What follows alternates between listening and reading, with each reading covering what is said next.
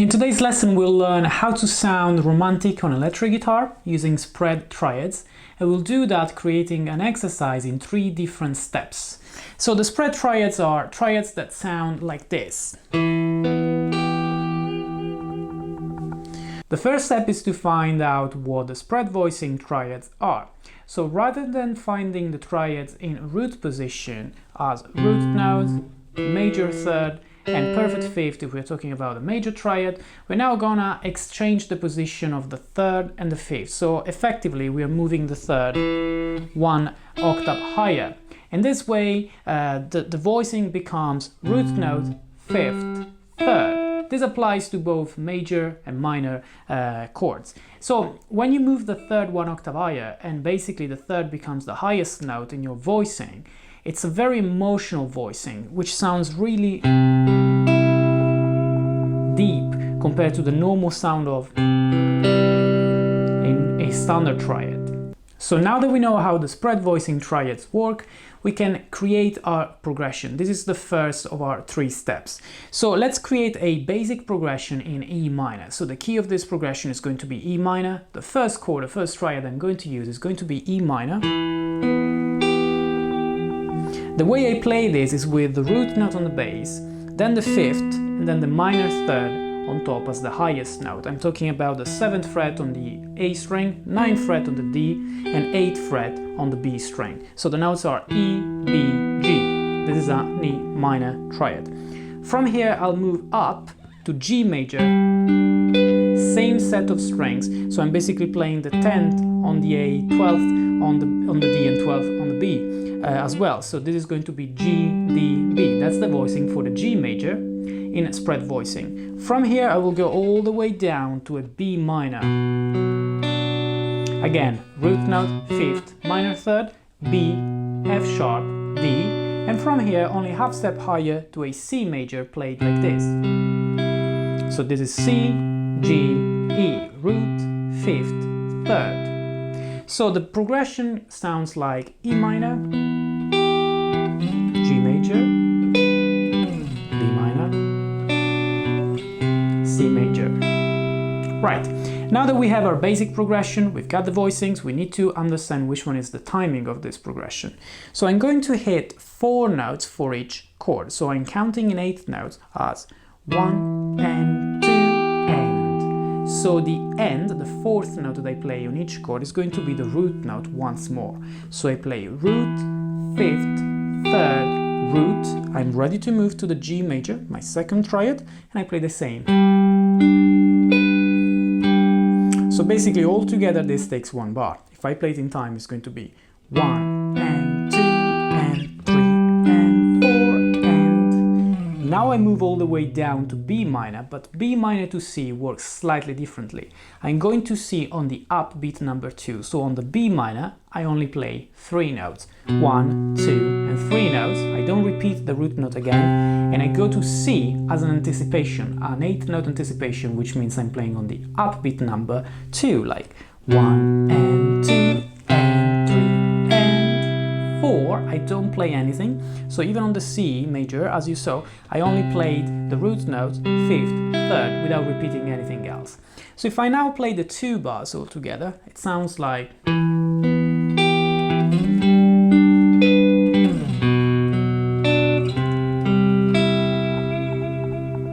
This is our progression, and it already sounds quite nice because of the position of the 3rd in these voicings. So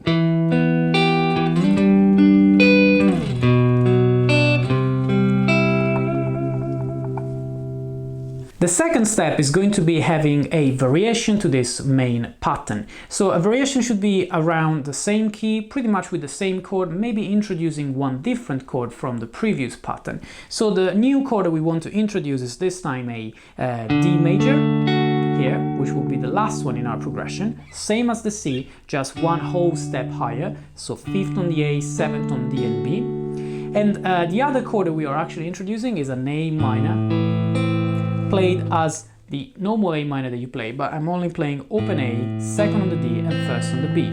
Okay, that's the spread voicing for the A minor. I will start this progression from the A minor, so I'm going to play A minor, B minor, C major, and a slide to the D, which is the last chord. So how did I play this? For the A minor, for the B minor, and for the C major, I was playing 4 notes, 1, 2, 3, 4, ending again on the root note. But on the C, rather than just playing the last one like this, I actually do a full strum. When I do this full strum, only the 3 strings that I want are actually ringing, because all the other ones are muted, so... And I do a slide to the D, so I play the same position, just one whole step higher. So I don't hit any string when I go to D, I just reach the D from the C with a slide. And if you have a tremolo bar, it's nice to use a little bit of tremolo here. Right, so this second progression, the variation to your main pattern would be like...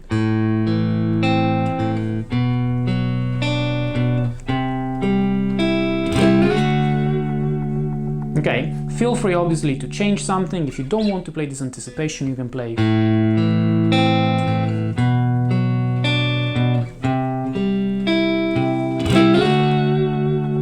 Playing basically the slide on the downbeat of the following beat and using 4 full notes on the C, including the root once more, and then strumming again when you go here.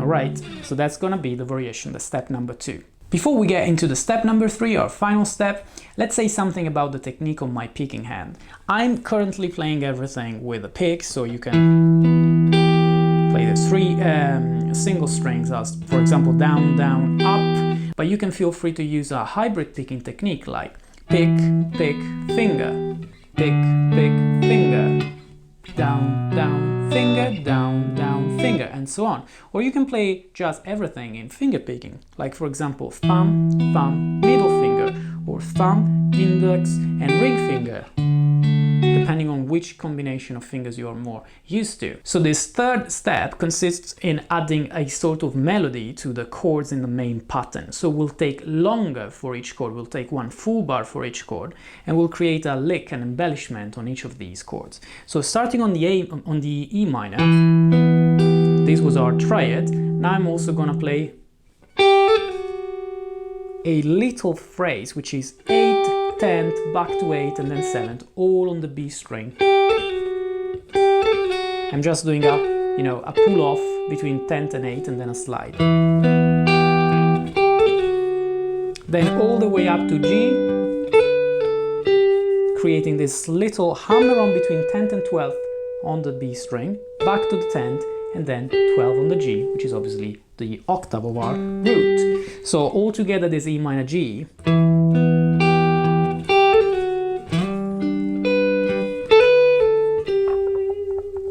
From here I head to the B minor. This is a slightly longer phrase. I play second, third, second on the B, then fourth, second, slide to the fourth on the G. Before sliding from second to fourth on the G string, I also played the 4th fret, the F sharp, the 5th degree, on the D string, like.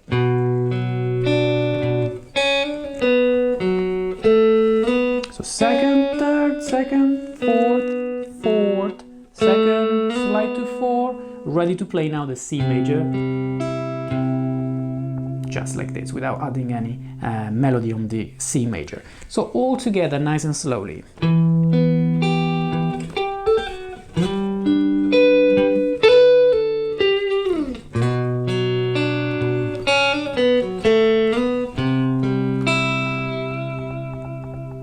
So this is our third and final step. We are back to the main pattern, but also adding this embellishment. So these are 3 ideas that you can use to create your own exercise. It could be just a noodling exercise, or it could be the beginning of your own song. You can experiment these on different chords and maybe on different keys to make sure that you understand the harmony behind this. If we want to analyze what the chords represent in the key where we are starting on E minor, which is the 1st degree minor. We're going to G, which is the 3rd degree major. B minor is the 5th degree minor, and C major is the 6th degree major, so this is the Lydian chord of the key. Then when we go to the variation, the A minor represents the 4th minor, and the D is the 7th, which is a major chord. Okay, let's play now the 3 steps one after each other. First step.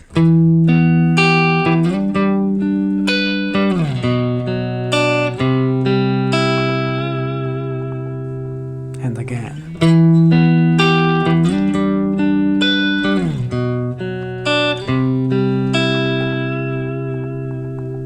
Now the variation are second step.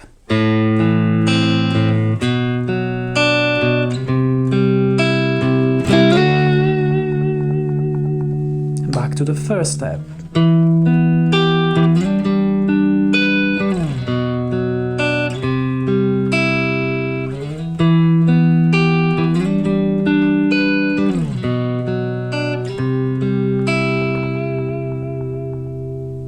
Now the third, final step with the melody.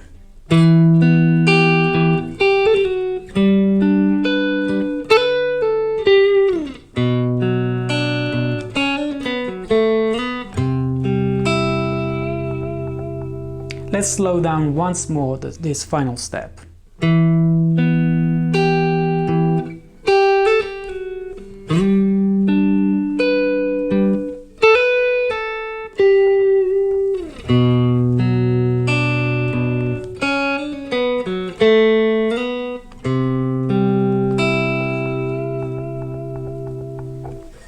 Alright, I hope you enjoyed this video. If you have any questions about anything I mentioned in this video, please leave a comment below and I'll get back to you. Don't forget to subscribe to this channel and hit the bell button if you want to be notified when I release my new videos.